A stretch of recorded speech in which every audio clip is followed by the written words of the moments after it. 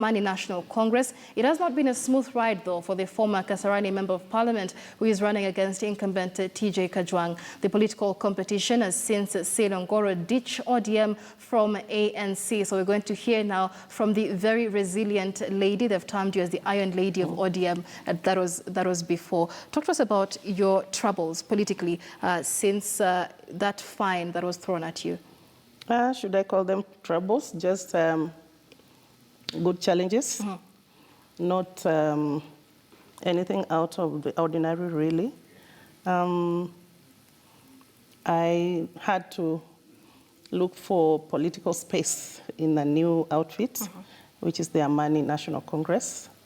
And I don't know if you want to get the whole story or you just want me to respond. We do want story, especially when it comes to the issue of your supporters and those of TJ Kajwang. In the first incident, one person was confirmed dead, and there was a lot of allegations. Initially, you'd said that it was because he was given a direct nomination ticket. He came out and said that ticket was never given in the first place, raising questions of integrity against you.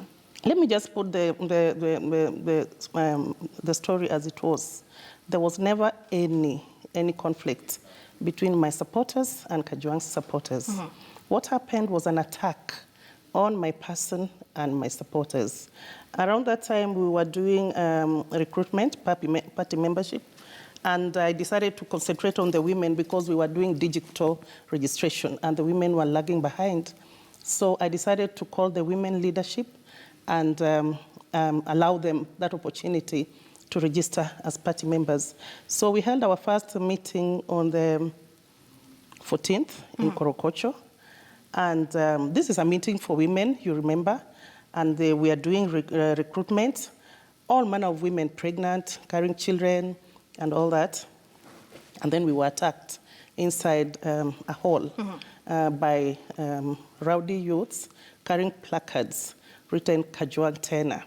And it shocked me because had it been a youth meeting, I would have thought that my youths or those youths who were attending the meeting had something to do with the other youths, but this was an absolute women's meeting.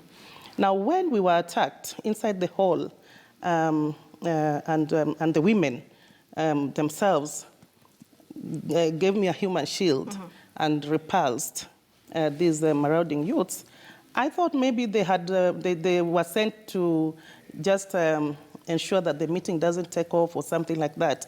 Anyway, we continued with the meeting. But when we were leaving, they really, really attacked the women. That is what really pained me. We recorded statements. We have OB records. And I reported to the party headquarters. And I thought that was just a bad incident which needed the party to reprimand. So it was an attack and the fighting was coming from one side, but one side. Person, I mean, when you say a conflict, it means two sides, two opposing sides were conflicting. All right. But this was an attack. So that was an attack. But that was an attack, but that was on the 14th. This year, Senator, you also attended another meeting. I think you need to now get that perspective.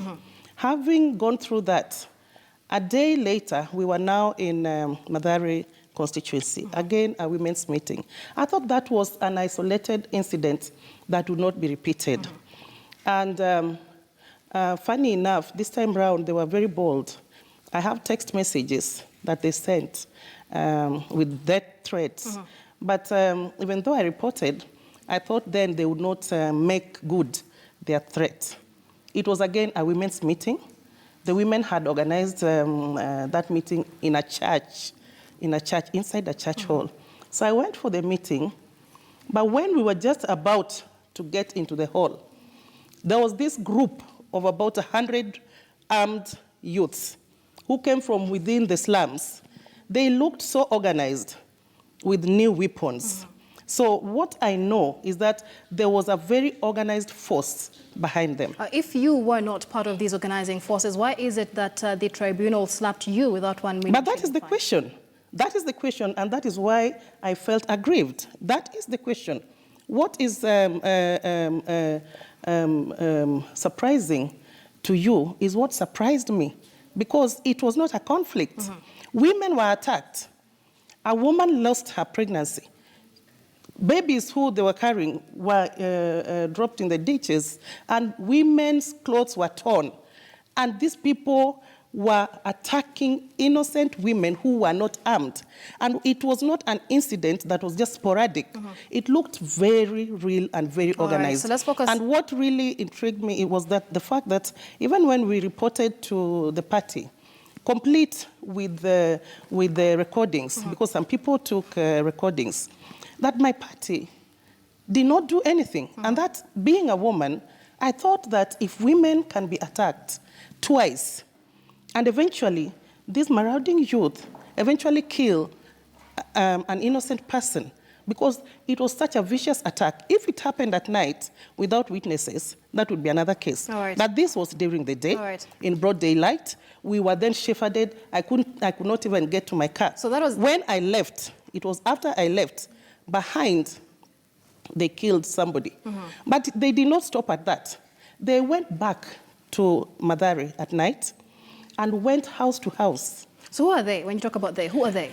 I am still shocked. And what is really more shocking is that the authorities mandated to investigate and unravel this mystery have done nothing about it. Okay. I went and reported